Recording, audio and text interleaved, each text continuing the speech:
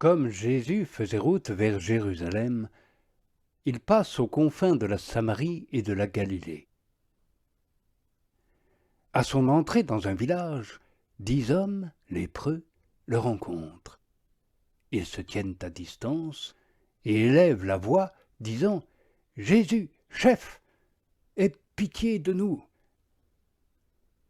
Il les voit et leur dit « Allez vous montrer au prêtre. »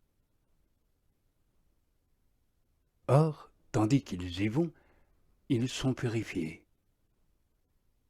L'un d'entre eux, voyant qu'il est guéri, revient, glorifiant Dieu d'une voix forte. Il tombe sur la face, aux pieds de Jésus, et lui rend grâce. Or, c'était un Samaritain. Jésus répond et dit « Est-ce que les 10 n'ont pas été purifiés? Les 9 autres, où sont-ils? » Il ne s'est trouvé pour revenir rendre gloire à Dieu que celui-ci, un étranger. Et il lui dit « Relève-toi, va, ta foi t'a sauvé. » Les pharisiens l'interrogent. Quand vient le royaume de Dieu? Il répond et leur dit, le royaume de Dieu ne vient pas de façon à être épié. On ne dira pas, le voilà ici ou là, car voici, le royaume de Dieu est au milieu de vous.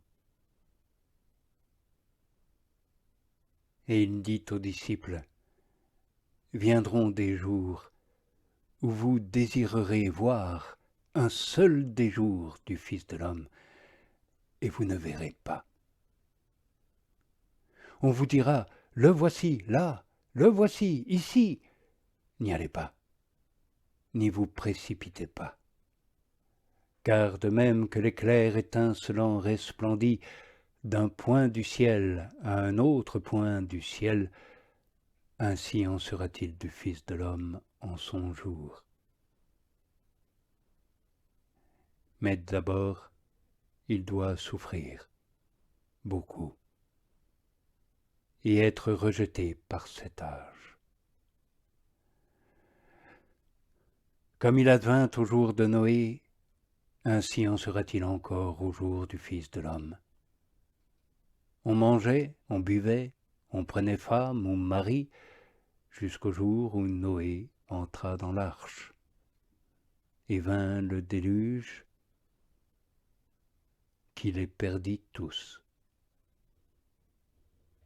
Pareillement, comme il advint au jour de Lot, on mangeait, buvait, achetait, vendait, plantait, bâtissait. Mais le jour où Lot sortit de Sodome, il plut du ciel feu et soufre, et il les perdit tous. De même en sera-t-il le jour où le Fils de l'homme est révélé. En ce jour-là, qui sera sur la terrasse et aura ses affaires dans la maison, qu'il ne descende pas les prendre? Et pareillement, qui sera dans les champs, qu'il ne retourne pas en arrière? Souvenez-vous de la femme de Lot.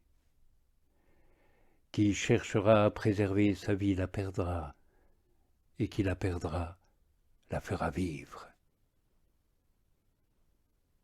Je vous le dis, en cette nuit, 2 seront sur un même lit, l'un sera pris et l'autre laissé. 2 seront à moudre ensemble, l'une sera prise et l'autre laissée. Ils répondent et lui disent, « Où, Seigneur ?» Il leur dit, « Où est le corps, là les vautours se rassembleront. » Il leur dit une parabole sur ce qu'il leur faut prier toujours et ne pas perdre cœur. Il dit, Dans une ville était un juge qui n'avait ni crainte de Dieu, ni respect des hommes. En cette même ville était une veuve qui ne cessait de lui dire « Rends-moi justice contre mon adversaire ». Il s'y refusa longtemps.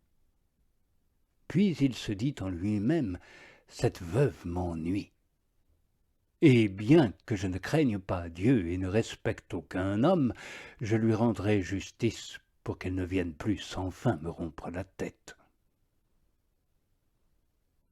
Entendez bien ce que dit ce juge d'injustice.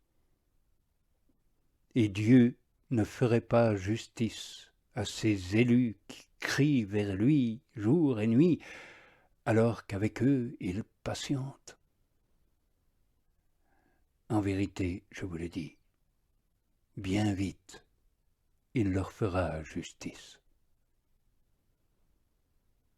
Mais le Fils de l'homme, quand il viendra, trouvera-t-il la foi sur la terre?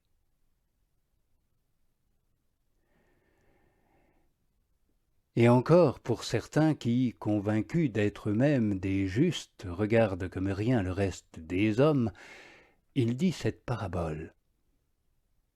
Deux hommes montent au temple pour prier. L'un pharisien, l'autre publicain.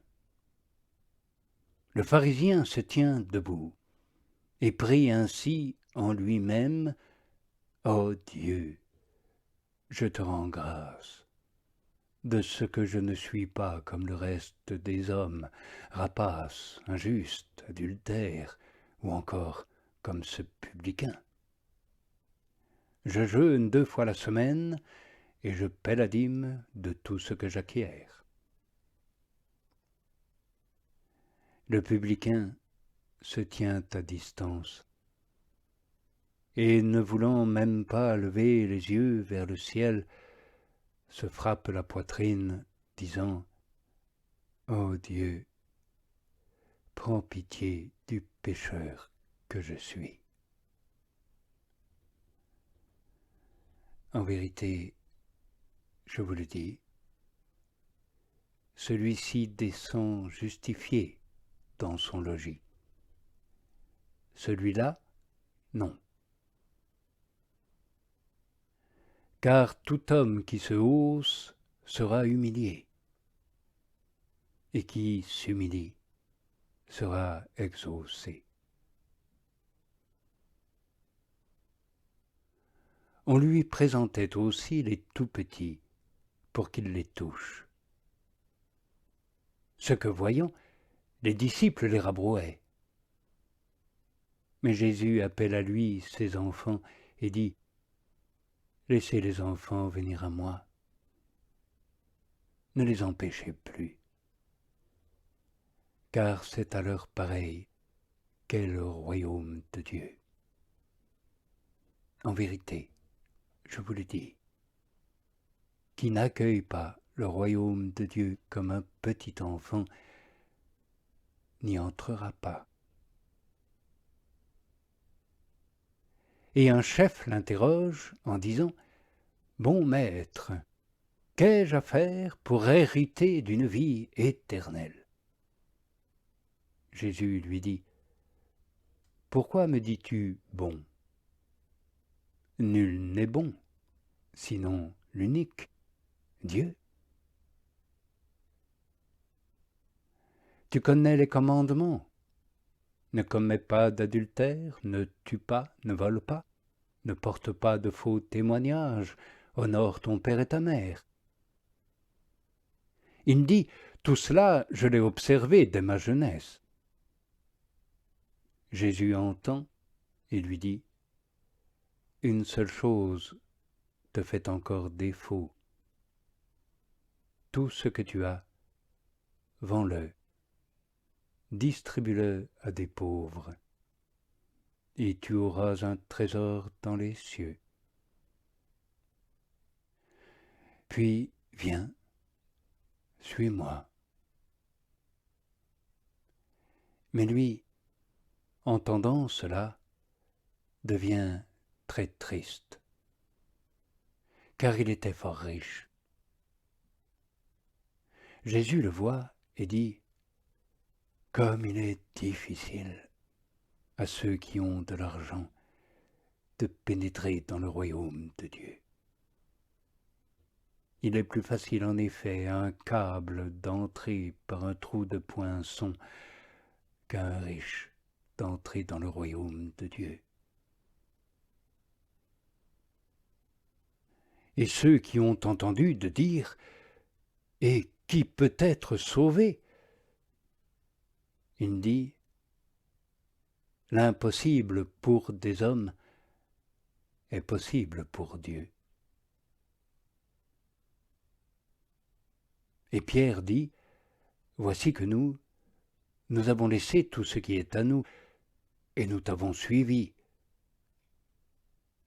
Il leur dit « En vérité, je vous le dis, personne n'aura laissé maison, ou femme, ou frère, ou parents, ou enfants, à cause du royaume de Dieu, qui ne reçoivent bien davantage en ce temps-ci, et dans l'éternité qui vient, l'éternelle vie. »